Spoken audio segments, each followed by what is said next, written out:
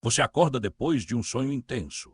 As imagens pareciam reais, a mensagem parecia clara e uma pergunta surge imediatamente. Foi apenas minha mente ou Deus estava falando comigo? A Bíblia registra sonhos que realmente vieram de Deus, mas também apresenta sonhos falsos, interpretações humanas e pessoas que afirmavam possuir uma mensagem divina sem terem sido enviadas por ele. Por isso, o cristão não deve desprezar toda experiência, mas também não pode acreditar automaticamente em tudo o que sonha. A questão não é apenas se Deus pode falar por meio de um sonho. A questão é como discernir sua verdadeira origem.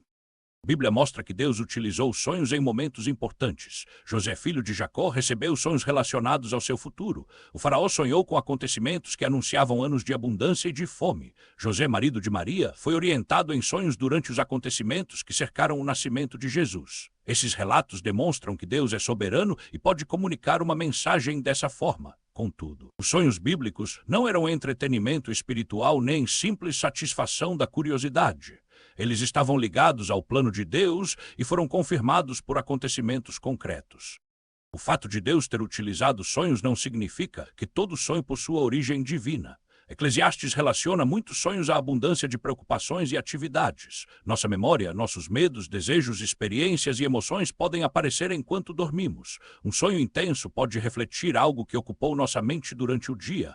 Por isso, acordar emocionado não comprova que recebemos uma revelação. A experiência pode ser significativa para nós sem possuir autoridade divina.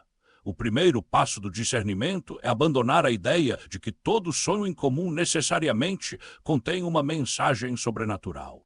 Jeremias capítulo 23 apresenta um alerta severo contra pessoas que diziam ter recebido sonhos, mas anunciavam mensagens que Deus não havia ordenado. Elas utilizavam o nome do Senhor para dar autoridade às próprias ideias. O problema não era apenas estarem enganadas. Seus discursos afastavam o povo da verdade. Esse perigo continua atual. Alguém pode dizer Deus me mostrou para impedir qualquer questionamento ou para pressionar outras pessoas. Porém, mencionar Deus não transforma uma impressão pessoal em revelação.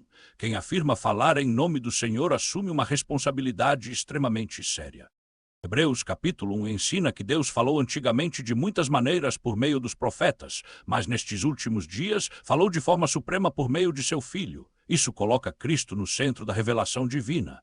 O cristão não precisa perseguir sonhos para descobrir um evangelho secreto ou completar aquilo que estaria faltando na Bíblia. As Escrituras apresentam quem Cristo é, o que realizou e como devemos viver.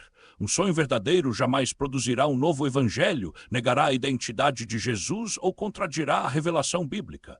Cristo, e não nossa experiência, é o padrão da verdade.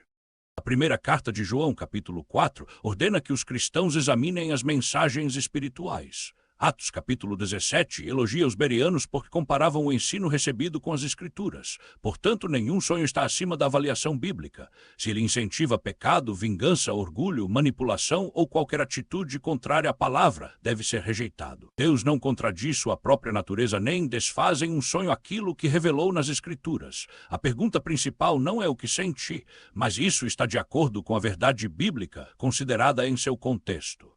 Um sonho isolado não deve determinar casamento, mudança de emprego, tratamento de saúde, investimento financeiro ou rompimento de relacionamentos. Decisões importantes exigem oração, sabedoria, análise das circunstâncias, princípios bíblicos e conselhos maduros. Provérbios ensina que os planos encontram segurança na abundância de conselheiros. Usar um sonho como única justificativa pode transformar uma impressão subjetiva em falsa certeza espiritual.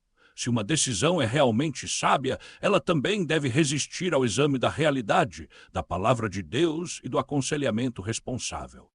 É necessário ter cuidado quando alguém utiliza a frase "Deus me revelou" para controlar decisões alheias. Isso pode acontecer em relacionamentos, igrejas e ambientes familiares. Uma pessoa pode alegar que Deus revelou com quem outra deve se casar, quanto dinheiro deve entregar ou qual decisão precisa tomar. A orientação bíblica não elimina responsabilidade pessoal nem transforma líderes em donos da consciência dos fiéis. A primeira carta de Pedro ensina que os pastores não devem dominar aqueles que lhes foram confiados, mas servir como exemplos.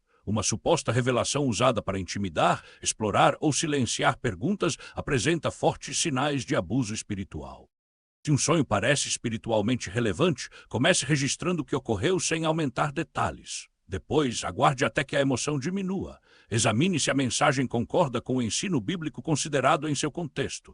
Observe se ela conduz à humildade, ao arrependimento, à obediência e ao amor, ou se alimenta medo, superioridade e obsessão. Converse com cristãos maduros que tenham liberdade para discordar de você. Por fim, não force uma interpretação. Alguns sonhos podem ser apenas sonhos. Quando Deus deseja conduzir seus filhos, ele não depende de confusão, manipulação ou contradição. A posição bíblica evita dois extremos. O primeiro é afirmar que Deus jamais poderia usar um sonho. O segundo é transformar qualquer experiência noturna em revelação divina. A primeira carta aos Tessalonicenses ensina a não desprezar mensagens, mas também ordena examinar tudo e reter o que é bom.